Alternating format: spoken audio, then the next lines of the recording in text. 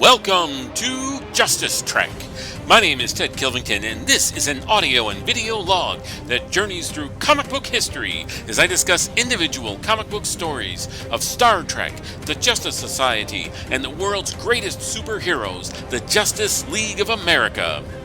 Justice Trek is the only show devoted to the entirety of these great comic book series. From the 1940 debut of the JSA, the launch of the JLA and Star Trek comic books in the 1960s, and right up to comics hot off today's shelves. This show will impact you in 5, 4, 3, 2, 1.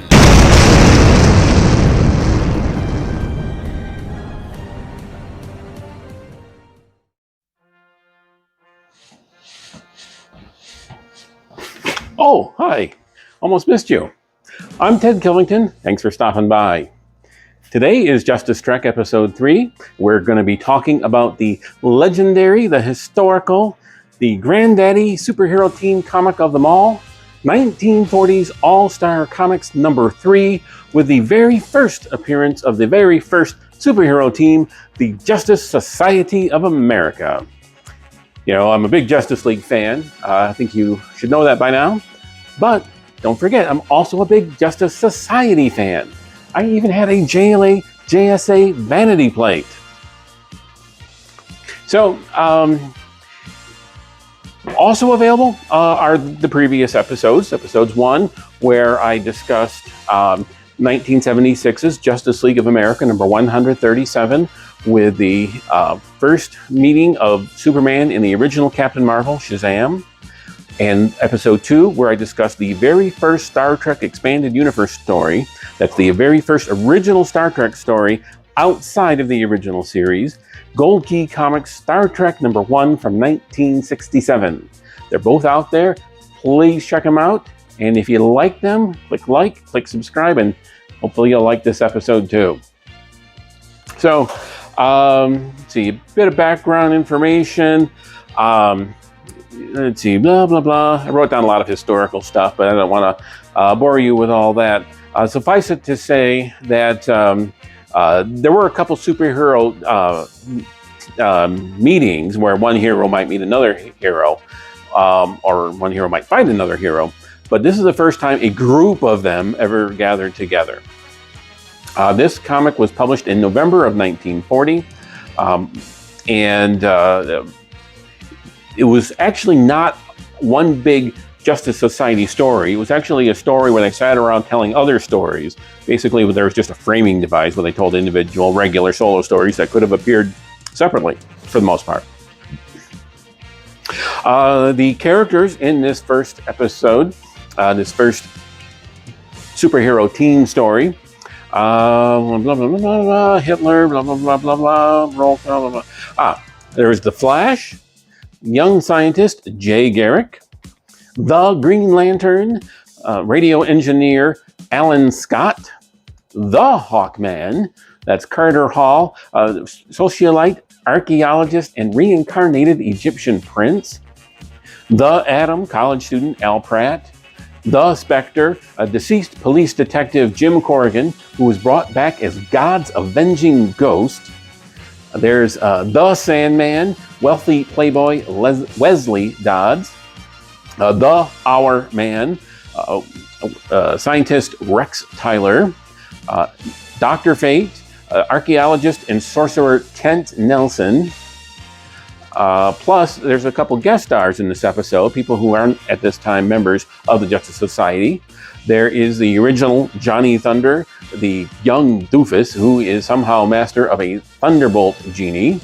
And then there is the original Red Tornado, housewife and neighborhood mom, Ma Hunkel. In case you're wondering about the clothes, I just got back from the Hall of Justice, and I'm not kidding about that, because I work at the Michigan Hall of Justice. Most of the time I telecommute, but once every couple months I have to go into the office for a meeting, and the agency I work for is headquartered in the Michigan Hall of Justice. It's a beautiful building. I know, I've been there. And they pay me to be there. So let's get to All-Star Comics number 3. Now, there's before I get into the story, I want to mention my reference copies. I've actually got 3 copies of this historic first issue. The first time I read this comic, this story, was when it was published in the year 2000 Millennium Edition. That was a series of special comics DC put out in the year 2000 commemorating the millennium. These are supposedly some of the most key historic comic books that they published in the previous millennium, the 1900s. And this is actually the chromium version. Don't know what price it was supposed to be listed at, but there's no cover price on it. So the store just sold it to me for the same price as the paper copies. So good for me. My second copy of this story came a few years later when I bought a copy off of eBay. Only it wasn't a good quality copy. After I got it, I thought, oh, good price. But then I opened it, found out why. It was kind of nasty, yellowish stain from tobacco stains. Definitely not one I want to put on my nice bookshelf here. So I bought out another set of All-Star Comics Archives. This time I bought a complete set. Well, actually, I'm still missing number 10, but I'll get to it eventually. So if you would like the nasty copy, I'll give it to you free.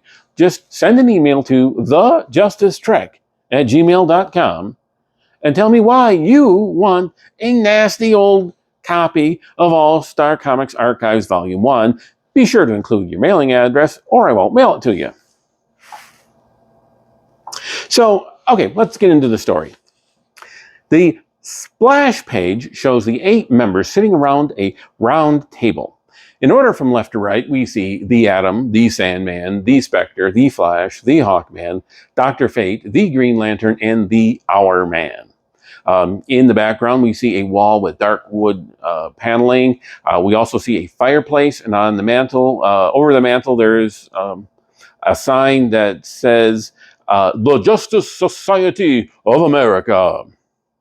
The text box on the first page reads, All-Star Comics presents the first meeting of the Justice Society of America. Gathered in the Justice Society club rooms for their first meeting are the mightiest champions of right and justice in the world. The story begins... Excuse me. Sorry. Turn off announcer voice. The story begins with Johnny Thunder perusing a newsstand, looking at the very comics where the JSA members' solo stories are featured. Those are All-American Comics, Adventure Comics, More Fun Comics, and Flash Comics. Also shown is Detective Comics, although none of the characters from Detective Comics appear in this particular issue of All-Star Comics. Johnny complains that although he was left out of the upcoming JSA meeting, he thought he should be there. So he said, well, Shay, you think those fellas ought to let me in? Now, the words "say you" were meant as a command to Johnny's mystic thunderbolt genie. It comes from the land of Bodnesia, where he summoned this genie. And whenever he says "say you," then the thunderbolt is commanded to do whatever Johnny says after that. So when he says, say, I wish I could say you should send me to the meeting. So the thunderbolt genie pops up, kicks Johnny in the britches, and sends him soaring into the air where he meets Dr. Fate. So the two of them then arrive at the hotel where the meeting is being held. When they get there, they sit down to dinner.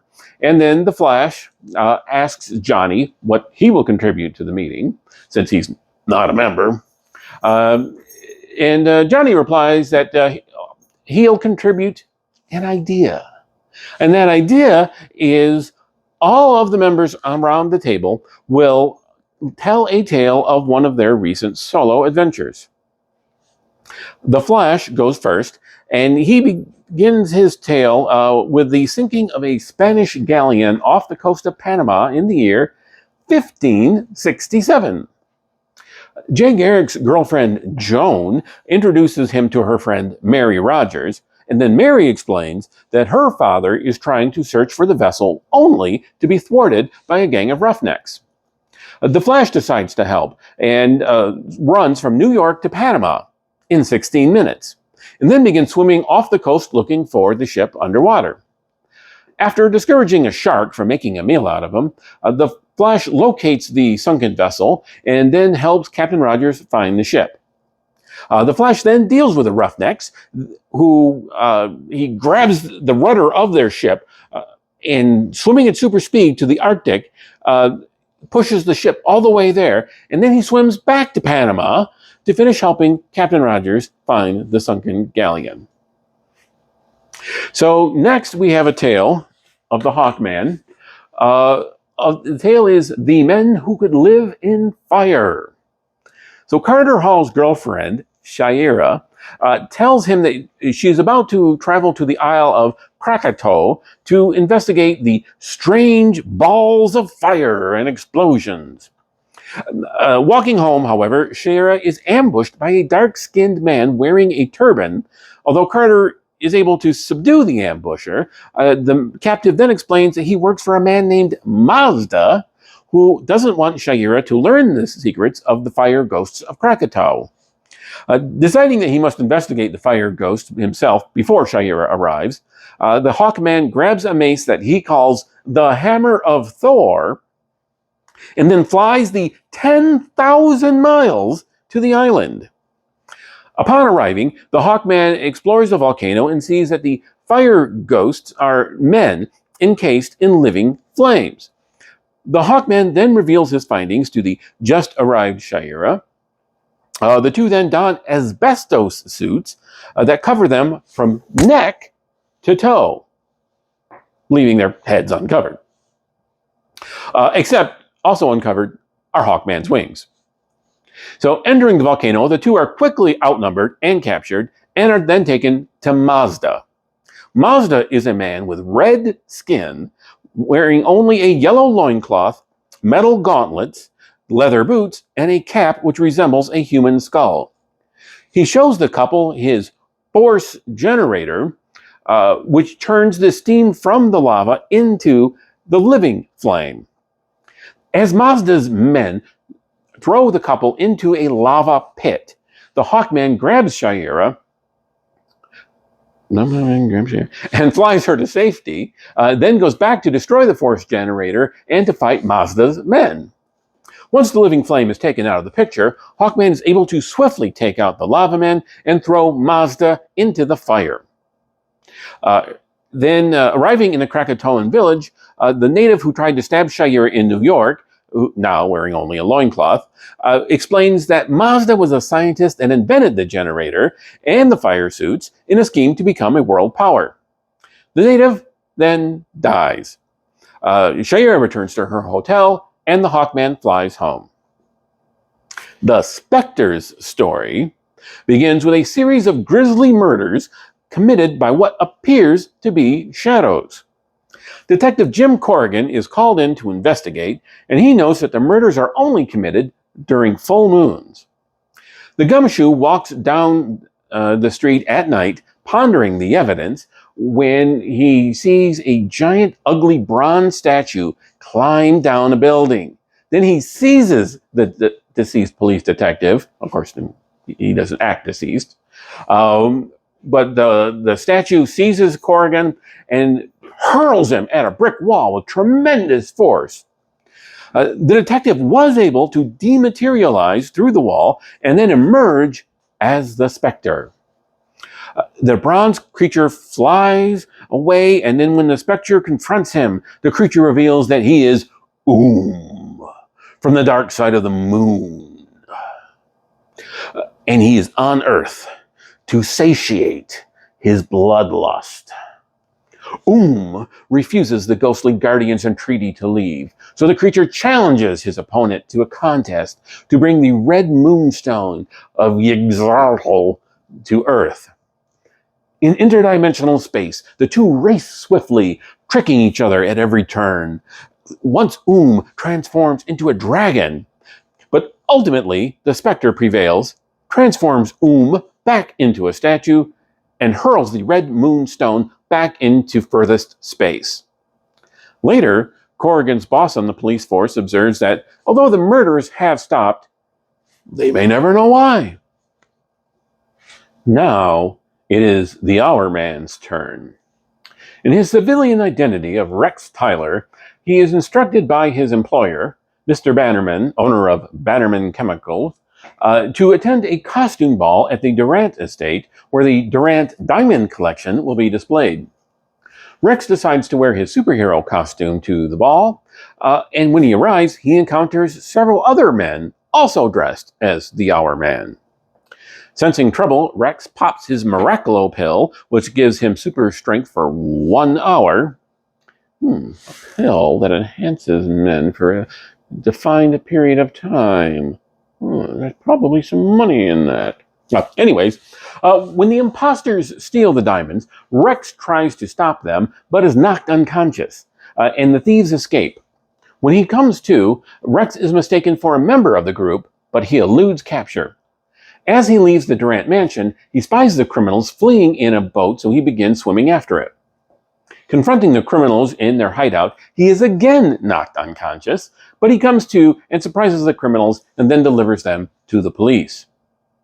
All within the hour after he took the Miracolo pill. Just then, the Red Tornado arrives at the club's meeting room, and she makes her presence known. She stands in the corner of the room, covered almost head to neck by her cape. The heroes then attempt to make her welcome, with Johnny offering to take her cape, but the Red Tornado won't have it. She appears offended, and she leaves in a huff. Just then, the Flash sees why the Red Tornado left in such a hurry. Apparently, when she climbed up the fire escape to the meeting room, her red flannel pants got caught and got a big old hole torn in them. Next, the Sandman tells his tale, with he in his civilian identity of Wesley Dodds, and Wesley Dodds' companion, Diane Belmont. They're driving through the country when they see a 20-foot tall man standing in a plane. Pulling over to investigate, they see the man collapse and die. Returning to the city, Wesley notifies the police, and then he begins his own investigation as the Sandman. He goes to a nearby hospital where he learns about a doctor who was doing experiments with pituitary glands. He and Diane drove back to the giant in the country, only to find that the flesh had dissolved, leaving only giant skin and bones. The couple then spies a giant rat being chased through the country by a giant house cat. So then the Sandman enters the house through the basement. And when there, he finds both the doctor and a man on whom he is about to experiment. The doctor fires his pistol at the Sandman, but he missed, and the hero is able to punch him out, tie him up, and call the police. Dr. Fate's story begins with Inza Kramer, his Earth companion, shopping for antiques when she purchases a mysterious box. When she opens the box at home, Inza has a dream of an ancient Egyptian princess who tells her to contact Dr. Fate and for the two of them to travel to the coastal moors. Arriving in the coastal moors, the two are attacked by dead phantoms, but the doctor is able to fly away with his companion. Leaving Inza at her apartment, Fate travels back to the antique shop to look for clues when he encounters a Nile River octopus. After defeating the octopus, he detects a radiance of power. He follows the power back to a house where he encounters a wizard who conjures up many menaces with his wand. But Dr. Fate is able to grab the sorcerer's arm while pitching him across the room while knocking his wand away. The magician's neck was broken, but he confesses that all of the mystic sights were merely magical apparitions he had created. Even the antique shop. Ooh. Johnny Thunder then tells the story where he shows up at his girlfriend Daisy Darling's apartment, only to learn that she has dumped him for a fellow named Edgar Eggwell. When Daisy comments on how handsome Edgar is, with a rose on his lapel, Johnny wishes the flower was poison ivy, causing Edgar's face to break out in a rash. Daisy then threw both suitors out, and Edgar chased Johnny around town. Johnny runs into a couple men who are rude to him and calls the men a couple of windbags. And then the men turn into balloons and blow away. A nearby heiress sees what happened, and she hires Johnny to be her bodyguard. A couple weeks later, both the heiress and Johnny are kidnapped by Edgar and taken to the 5th floor of a hotel. Johnny summons his thunderbolt and causes Edgar's henchmen to throw their guns out a window and Edgar to turn into a snake. The henchmen get scared, leave, and run into the police in the lobby. When the police arrive at the apartment, they find that the heiress has been beaten up by Daisy. Daisy saw what Edgar had done, called the police, and then went up to the room to tell the heiress to leave her boyfriend, Johnny, alone. Wah, wah, wah. Next, the Atom. In his secret identity as Calvin College sophomore Al Pratt, he was on a class geology expedition when he saw a plane land in a nearby private field. Curious, he observes a bunch of thugs who look like the Brooklyn Murder Trust. They disembark from the plane and begin discussing their plan to commit an Army gold shipment heist. Changing into his Atom costume, Al waits until the gangsters have seized the canvas-topped gold truck, and then he attempts to jump on top. He fails, landing on the ground and knocking himself out. The gangsters, disguised as soldiers, drive the gold truck to the Army gold vault where it is scheduled to deposit its contents. However, the gangsters arrive with Tommy guns, and then they get the drop on the soldiers, and they make them load up the gold from the vault into the truck. That's my kitten, by the way. She loves to let me know that I'm not paying her enough attention. So whenever she makes an appearance on the show, remember, folks, she's jealous of you. Then the Atom comes too, and he grabs a pickaxe from the geology expedition. He jumps on the gold truck when it comes by again. This time he's successful in jumping on top. He surprises the gangsters, and then he's able to both disarm and apprehend the villains. Just then, a telegram arrives. The Flash reads the message, which is a request from the FBI chief in Washington, asking a representative of the JSA to visit him for a discussion. As the Flash is the fastest member, he runs down to DC while the rest of the heroes listen to the final story. The Green Lantern tells a tale of a minor crime wave breaking out in the city. Things get so bad that Police Commissioner Mason is implicated in crimes and replaced by a reformer named Lacey. A major crime swiftly ends under Lacey, but it turns out that he was behind both the original crime wave and its end. Also, he could commit even bigger crimes behind the scenes. The Green Lantern seeks to prove that Mason was framed and enlists the help of a newspaper columnist. I'm trying to do the show. You will get time and attention at some other point. Okay? Can I do the show now? Okay, so the Green Lantern seeks to prove that Commissioner Mason was framed, and he enlists the help of a newspaper columnist to plant a story saying he has evidence to prove the ex-commissioner's innocence. When Lacey's thugs show up to intimidate the reporter, the Green Lantern swiftly subdues them and hypnotizes one into giving up the truth behind the framing. Confronting Lacey at his house, the Green Lantern is knocked out by a wooden club.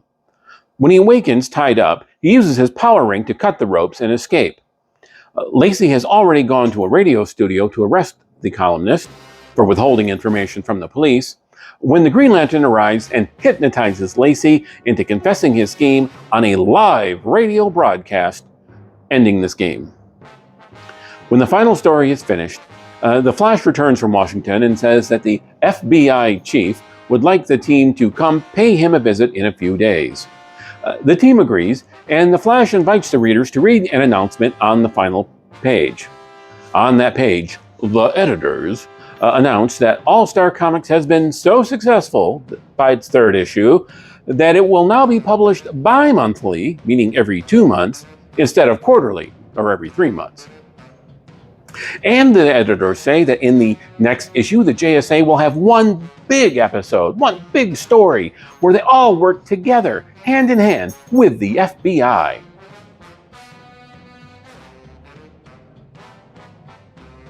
If you have questions or comments, please feel free to send them to me on Twitter under the handle @JusticeTrek, or via email at thejusticetrek@gmail.com.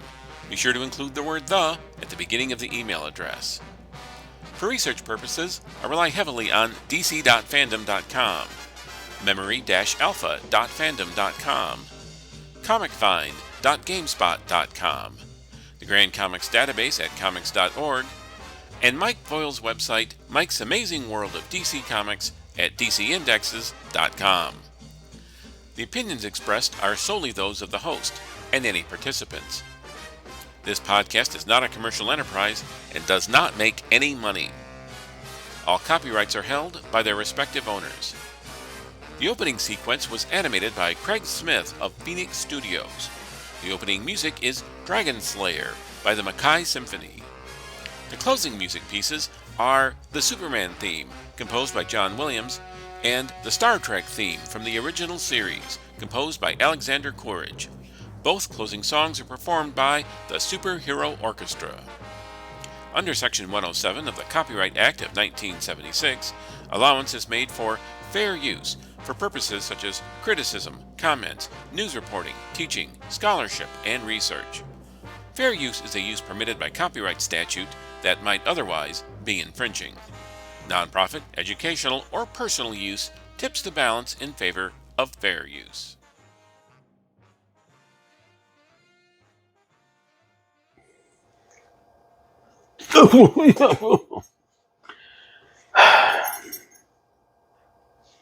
Kittens. Okay, the 60-page story is untitled. The 4-page introductory sequence is by Gardner Fox writer and Everett Hibbard pencil and ink artist. The 7-page Flash sequence is by Gardner Fox writer and Everett Hibbard pencil and ink artist. The 7-page Hawkman sequence is by Gardner Fox writer and Sheldon Moldoff pencil and ink artist. The 7-page Spectre appearance is by Jerry Siegel, writer, and Bernard Bailey, pencil and ink artist and letterer. The 6-page Our Man sequence is by Ken Fitch, writer, and Bernard Bailey, pencil and ink artist and letterer. The 1-page Red Tornado sequence is by Sheldon Meyer, writer, pencil and ink artist, and letterer. The 6-page Sandman sequence is by Gardner Fox writer and Chad Grothkopf, pencil and ink artist and letterer. The 6-page Dr. Fate sequence is by Gardner Fox writer and Howard Sherman, pencil and ink artist and letterer. The 2-page Johnny Thunder text sequence was by Evelyn Gaines, writer. The 6-page Atom sequence is by Bill O'Connor, letterer, and Ben Flinton, pencil and ink artist. The 1-page JSA interlude is by Gardner Fox writer and Everett Hibbard, pencil and ink artist. The 7-page Green Lantern sequence is by Gardner Fox writer and Everett Hibbard, pencil and ink artist. Those credits are all courtesy of comics.org. So a few thoughts on the story. The cover art is actually just a photostat of the team image from the splash page without the backgrounds and with different text. Johnny Thunder's name is listed on the cover, but not on the roll call on the splash page. I mean, he is in the issue, but he's not a member of the team at that time. All of the team members, except for Dr. Fate, have the word "the" before their name, presumably because at that time there were no other characters with those names. Johnny's Thunderbolt was only 3 foot tall, blue, and mute in the one panel in which he makes an appearance in this issue. Now, as readers of Justice Society comics know from the 60s, 70s, 80s, Johnny's Thunderbolt was approximately 6 foot tall and pink, and he spoke quite frequently. When the Thunderbolt makes the food disappear at the dinner, the two characters who are shown surprised and disappointed are the two characters there that are wearing full face masks, the Atom and the Sandman. I mean, they hadn't even taken their masks off, so they hadn't eaten anything yet. I don't know if they were planning on eating. I mean, it's kind of hard to eat with a full face mask on. The Atom asks why Superman, Batman, and Robin are not present at their meeting, and the Flash explains that they are too busy to attend. At the time, comic book publishers were afraid of characters being overexposed. I mean, geez, you can't have a character show up in, more than 3 or 4 comics a month. I mean, come on. The Flash's story seemed to have the most humorous tone. In one panel, in fact, when the Flash confronts the shark that is charging at him, we actually see the thought balloons of the shark. The art on the framing sequence in the Flash story by Everett Hibbard, to me, kind of seemed like the crudest of all the art in the book. For me, I'm a child of the Bronze Age, so Golden Age comic book art is pretty hit and miss for me. I mean, some of the artists I think are great. Don't get me wrong. I'm not saying all Golden Age art was bad. Some of it was excellent. But some of it I don't think is up to modern standards. And by modern standards, I even mean the standards of the Bronze Age.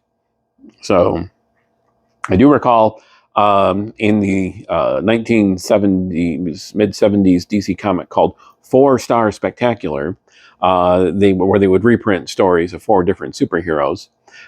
In one issue, they did a redrawn Golden Age Flash story because they said in the story, the editor said that it was the original script, but that the art was too crude to be published in the 70s. Let's see. The Hawkman wielded a mace called the Hammer of Thor. So it's, of course, interesting that Thor, the Norse god of thunder, was mentioned in a DC comic in the year 1940. It's a bit weird, though, that you would pick up a mace and call it the Hammer of Thor. I mean, wouldn't it be the Mace of Thor? And if you wanted it to be a hammer, shouldn't it look like a hammer? I haven't read all of the classic mythology of Thor in the prose forms, but I don't ever recall hearing that the Hammer of Thor was a mace. See, the art by Sheldon Moldoff on the Hawkman sequence was my favorite of the issue. Moldoff's art in that story seemed to be of the same tradition as naturalists like Bern Hogarth, who at the time was doing the Tarzan comic strip. It's interesting that Moldoff was emulating Bern Hogarth in the 1940s, but he would best be known for emulating Bob Kane in the 50s and 60s. So Bernard Bailey, who did the art on both the Spectre and the Hourman sequence, drew it all as one continuous sequence, with the first story ending and the second story beginning on the same page. There was one framing panel from the framing sequence drawn by Everett Hibbard in between the two, but it was on the same page. So you had like several panels of the Hourman story, then one panel by Everett Hibbard of the framing sequence, and then several panels of the Spectre story. It was especially interesting because, according to comics.org, the two stories were actually written by 2 different writers. That would also explain why there was, I thought the Hourman story was kind of drab and uneventful, but the Spectre story to me seemed very exciting and inventive, especially the sequences with the Spectre fighting the dragon. Red Tornado was a humor character who appeared in the humor feature Scribbly. She never was an actual member of the JSA. I don't think she made another appearance in a JSA story until 1968, in the very first appearance of the second Red Tornado, the android, in which they just did a flashback to that first story. So there wasn't any new original Red Tornado appearances in the JSA. It wasn't until Jeff Johns' JSA stories, his series in the early 2000s, where he reintroduced Ma Hunkel to JSA stories, this time as a house mom of sorts to the Justice Society. One of the interesting things is she just originally appeared as a house mom, and then later decided to put on the costume and fight crime in her neighborhood. So a lot of super characters would become superheroes in their very first story. So it was good to see her evolve over time. Although she certainly will not be the only woman who will evolve into a superhero over time, as we'll see in future JSA stories. Let's see. Chad Grothkopf's art on the Sandman sequence was appealing, and some panels were looking naturalistic, and others, such as those with a view of the Mad Doctor's face, they looked kind of cartoonish. So his art was inconsistent. I think it would have worked better with a little more consistent tone to it. The art by Howard Sherman in the Dr. Fate sequence was my second favorite, although I really dislike stories where at the end it is revealed that almost everything that you thought had happened did not actually happen. Also, Dr. Fate looked really weird without gloves. It just kind of bugged me. I'm used to seeing him wearing the full yellow gloves that go halfway up his forearm. I was not familiar with the character of Daisy Darling in the Johnny Thunder story. According to DCindexes.com, she would make a total of 24 appearances. The Atom sequence seemed to be as weak in the story and art department as the Hourman sequence. And now, you may notice that this episode is a week late. The reason why it's a week late is I recorded it twice before, each time having audio difficulties. However, after the second time I recorded this episode, I was listening to another podcast recently by Diablo Frank and the Rolled Spine podcast, and on that one he talked about the movie Goldfinger.